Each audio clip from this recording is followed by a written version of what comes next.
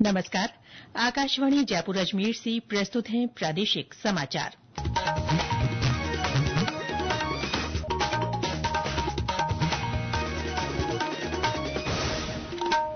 मुख्य समाचार।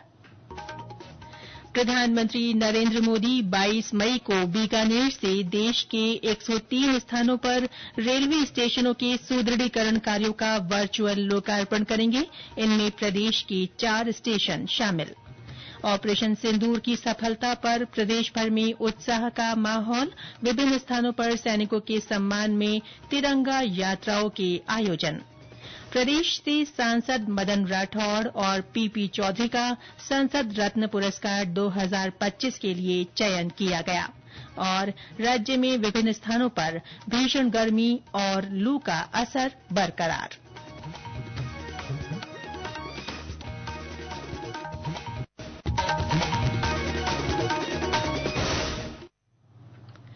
समाचारों के साथ मैं रितिका गुप्ता। और अब समाचार विस्तार से। प्रधानमंत्री नरेंद्र मोदी आगामी 22 मई को बीकानेर जिले के दौरे पर रहेंगे। प्रस्तावित कार्यक्रम के तहत श्री मोदी देश के 103 स्थानों पर रेलवे स्टेशनों के सुदृढ़ीकरण कार्यों का वर्चुअल लोकार्पण करेंगे। इनमें प्रदेश के देशनोक, बूंदी, मांडलगढ़ और गोगामेड़ी स्टेशन शामिल हैं। इन स्टेशनों में यात्रियों के लिए बेहतर waiting area, hi tech ticket counter, cafeteria, escalator, lift, digital display board, साफ सुथरे टॉयलेट्स, बेहतर रोशनी और सुरक्षा व्यवस्था जैसी सुविधाएं दी जाएंगी। इनका डिजाइन स्थानीय कला, इतिहास और संस्कृति को ध्यान में रखकर तैयार किया गया है। प्रधानमंत्री का नाल हवाई अड्डे पर जवानों से संवाद का भी कार्यक्रम है। केंद्रीय मंत्री अर्जुन राम मेघवाल और मुख्यमंत्री भजन लाल शर्मा प्रधानमंत्री के दौरे के मद्देनजर तैयारियों का जायजा ले चुके हैं।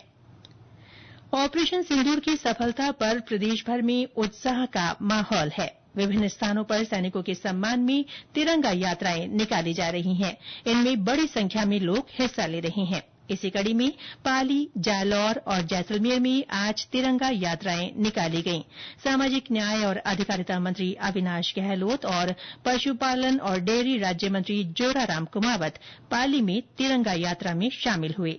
इस अवसर पर श्री गहलोत ने कहा कि तिरंगा यात्राओं के माध्यम से सेना के शौर्य पर देशभर में गर्व व्यक्त किया जा रहा है। देखिए, जब भी देश के अंदर आतंकवादी हमले हुए, पाकिस्तान की नापाक हरकत हुई, उसके बाद पूरा देश सेना के सम्मान में, सेना के गौरव के लिए खड़ा हुआ है।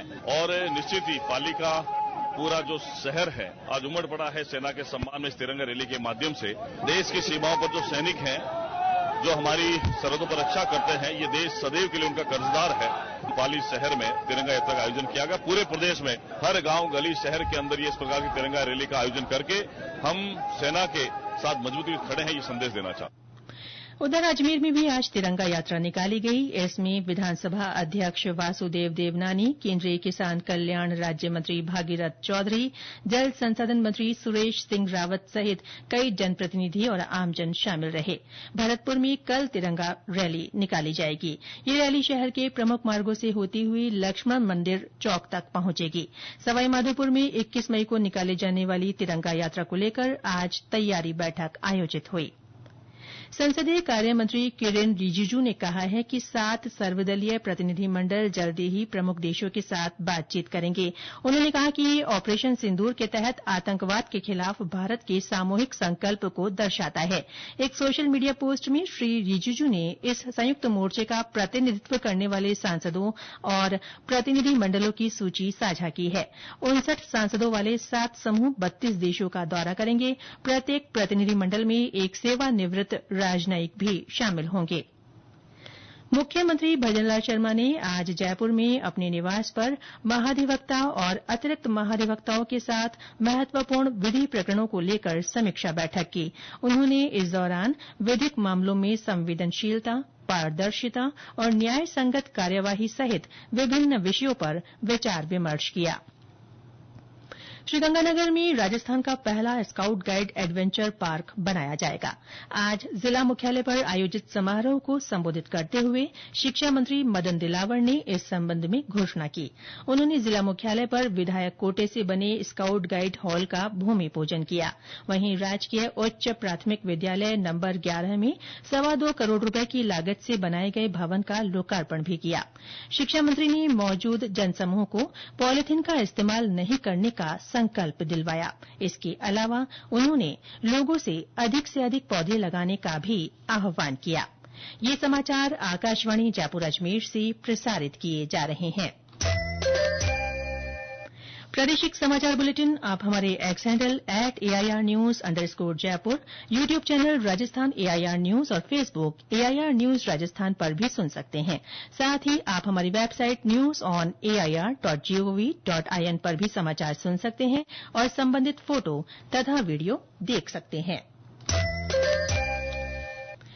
प्रदेश भाजपा अध्यक्ष और राज्यसभा सांसद मदन राठौड़ और पाली सांसद पीपी चौधरी सहित 17 सांसदों को संसद रत्न पुरस्कार 2025 के लिए चुना गया है।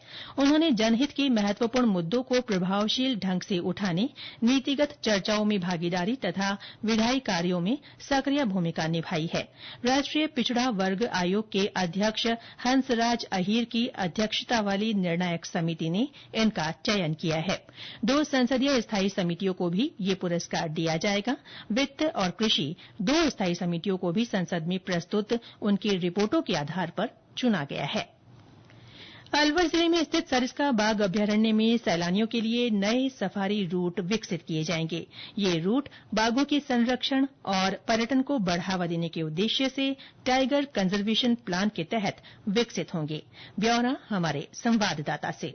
वर्तमान में सरिस्का का 6 से 7% हिस्सा पर्यटकों के लिए खुला है, लेकिन इस प्लान के लागू होने के बाद यह प्रतिशत बढ़कर 12 से 14% तक पहुंच जाएगा। प्लान को आगामी 10 वर्षों में पूर्ण करने का लक्ष्य रखा गया है। नए रूट बनने के बाद टाइगर मूवमेंट्स वाले क्षेत्रों को सुरक्षित रखते हुए पर्यटकों के लिए सुरक्षित सफारी अनुभव सुनिश्चित किया जाएगा। इस नए प्लान से न केवल पर्यटन को बढ़ावा मिलेगा बल्कि बाघों का बेहतर संरक्षण भी सुनिश्चित होगा। अविनाश मल्होत्रा, आकाशवाणी समाचार, अलवर। प्रदेश में पिछले 24 घंटों में विभिन्न हादसों में 11 लोगों की मृत्यु हो गई। डूंगरपुर जिले में जीप और ट्रक की टक्कर से जीप सवार 4 लोगों की मृत्यु हो गई। इस हादसे में 8 लोग घायल हो गए। हादसे के शिकार लोग एक शादी समारोह से लौट रहे थे। मृतक बाड़ीगामा बड़ी गांव के निवासी थे। वहीं चूरू जिले के सरदार शहर कस्बे में एक महिला और उसके 3 बच्चों की डूबने से मृत्यु हो गई। बंधनाऊ दिखनादा गांव में तालाब से उनके शव बरामद किए गए। उधर सवाईमाधोपुर जिले में एक हादसे में मां बेटी सहित एक ही परिवार के 3 लोगों की मौत हो गई। यह हादसा खंडार क्षेत्र में कल एक पुराने सेफ्टी टैंक की पट्टियां गिरने से हुआ, जिसके मलबे में दबकर तीनों ने दम तोड़ दिया। मुख्यमंत्री भजनलाल शर्मा ने डूंगरपुर सड़क हादसे के मृतकों के परिजनों के प्रति संवेदना व्यक्त की है। उन्होंने जिला प्रशासन के अधिकारियों को घायलों का समुचित उपचार सुनिश्चित करने के निर्देश दिए हैं। आज अंतर्राष्ट्रीय संग्रहालय दिवस है। इस अवसर पर देश में पुरातत्व सर्वेक्षण विभाग के संरक्षण वाले सभी स्मारकों और संग्रहालयों में प्रवेश निःशुल्क दिया गया। इस दिवस का आयोजन सांस्कृतिक विरासत को संरक्षित रखने के लिए किया जाता है। साथ ही शिक्षा और संवाद को बढ़ावा देने में संग्रहालयों की भूमिका की ओर ध्यान आकर्षित करना भी इस दिन का उद्देश्य है। प्रदेश में भी इस अवसर पर विभिन्न कार्यक्रम हो रहे हैं। जोधपुर के राजकीय संग्रहालय में छाया चित्र प्रदर्शनी लगाई गई। अलवर के सिटी पैलेस में स्थित संग्रहालय में भी आज निःशुल्क प्रवेश दिया गया। प्रदेश में विभिन्न स्थानों पर भीषण गर्मी और लू का असर बना हुआ है। दिन के साथ साथ रात में भी तेज गर्मी से राहत नहीं मिल पा रही है। बीते 24 घंटों में 4 शहरों का तापमान 45 डिग्री के पास पहुंच गया। सबसे अधिक 46 डिग्री सेल्सियस अधिकतम तापमान श्रीगंगानगर में दर्ज हुआ। पिलानी, फलौदी और चूरू सहित कई स्थानों पर हीट वेव के हालात रहे। ज्यादातर स्थानों पर दिन के साथ ही रातें भी काफी गर्म रही। 31.8 डिग्री सेल्सियस के साथ बीकानेर की रात सबसे सबसे गर्म रही। हनुमानगढ़, सवाईमाधोपुर और सालुम्बर में तेज गर्मी के चलते दिन में बाजारों में सन्नाटा पसरा रहा। भीलवाड़ा में आज बादल छाये रहने के बावजूद तेज गर्मी का असर बना रहा। वहीं बालोतरा में भी तेज गर्मी और लू से जनजीवन प्रभावित है। जिले में एक बार फिर भीषण गर्मी का दौर शुरू हो गया है। आज सूर्योदय से ही सूर्य की तलख किरणों ने आमजन को परेशान किया। आज तापमान 44 से 45 डिग्री के बीच रहा। तेज गर्मी के चलते दिन में शहर की सड़कें सूनी नजर आई। गर्मी से बचाव को लेकर लोग एसी व कूलर का सहारा ले रहे हैं तो ठंडे पेय पदार्थों का सेवन भी कर रहे हैं। बंसीलाल चौधरी, आकाशवाणी समाचार, बालोतरा। मौसम विभाग ने अगले 3-4 दिनों में तापमान में बढ़ोतरी होने और हीटवेव की स्थिति बने रहने की संभावना जताई है। मौसम विज्ञान केंद्र जयपुर के अनुसार अगले 4-5 दिन बीकानेर, जोधपुर संभाग और शेखावाटी के कुछ क्षेत्रों में लू चलने की आशंका है। उदयपुर, कोटा और भरतपुर संभाग के कुछ भागों में 19 मई से अगले 4-5 दिन कहीं कहीं हल्की बारिश और आंधी चलने का पूर्वानुमान है। चित्तौड़गढ़ जिले में पुलिस ने कोटा नेशनल हाईवे पर नाकाबंदी के दौरान एक पिकअप से अवैध अफीम डोडा चूरा बरामद किया। ये डोडा चूरा गेहूं के भूसे की आड़ में ले जाया जा रहा था। इस मामले में पिकअप चालक को गिरफ्तार किया गया है। पुलिस ने बताया कि 29 कट्टों में 7 क्विंटल डोडा चूरा भरा हुआ था। डोडा चूरा की कीमत 1 करोड़ रुपए से अधिक बताई जा रही है।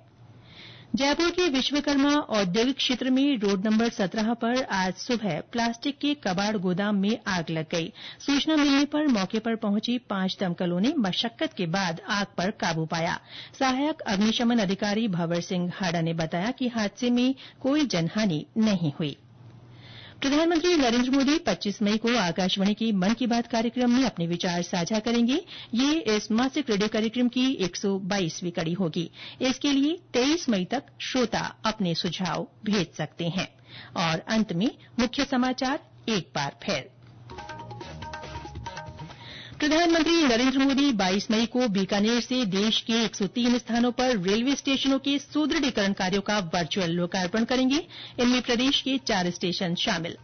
ऑपरेशन सिंदूर की सफलता पर प्रदेशभर में उत्साह का माहौल। विभिन्न स्थानों पर सैनिकों के सम्मान में तिरंगा यात्राओं के आयोजन। प्रदेश से सांसद मदन राठौड़ और पीपी चौधरी का संसद रत्न पुरस्कार 2025 के लिए चयन किया गया। और राज्य में विभिन्न स्थानों पर भीषण गर्मी और लू का असर बरकरार। इसके साथ ही प्रादेशिक समाचार बुलेटिन समाप्त हुआ। नमस्कार।